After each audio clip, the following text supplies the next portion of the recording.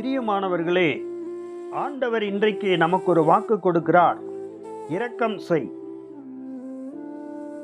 நம்ம எல்லாருமே ஒரு தேவையோடு இருக்கும் பொழுது அல்லது அந்தரமான ஒரு சூழ்நிலையில் அகப்பட்டு நாம் தவிக்கும் போது யாரோ ஒருவர், நமக்கே அறியாதவராக இருக்கிற ஒருவர் நமக்கு வந்து உதவி செய்யும் போது நமது மனதுக்கு எவ்வளவு பெரிய ஆறுதல் இருக்கிறது என்பதை பல சந்தர்ப்பங்களில் நம்ம எல்லாருமே உணர்ந்திருக்கிறோம்.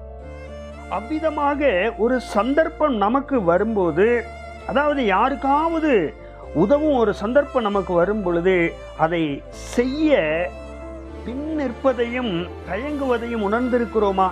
சற்று ஆராய்ந்து பாருங்கள். தயை பெற்றுக்கொண்ட நாம் தயை செய்ய தயங்குவது ஏன்? இங்கே சவுல் ராஜா உயிரோடு இருக்கும் நாளெல்லாம் தாவீதை பின்தொடர்ந்து தாவீதை கொல்லுவதற்கே வழி பார்த்தான்.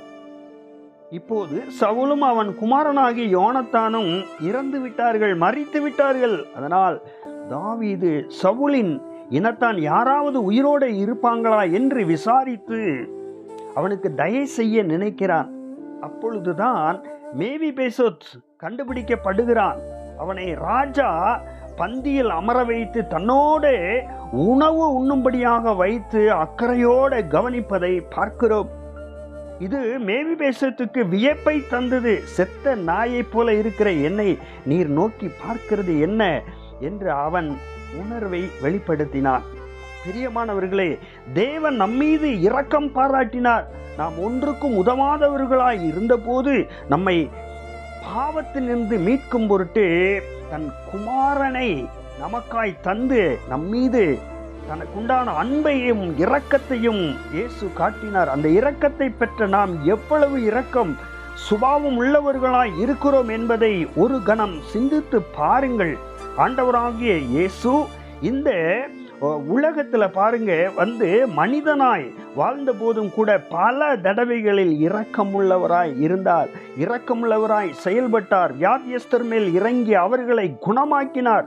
பாவிகள் மீது இரக்கம் வைத்தார், மன்னித்து புதுவாழ்வை காட்டினார். விபச்சாரத்தில் பிடிபட்டு கல்லறிய வேண்டிய நிலையில் இருந்த பெண்ணை காப்பாற்றி அவளை மன்னித்து மீண்டும் பாவம் செய்யாதே என்று புத்திமதியோட இரக்கமாய் அவர்களுக்கு இன்னொரு சந்தர்ப்பத்தை தேவன் கொடுத்தார்.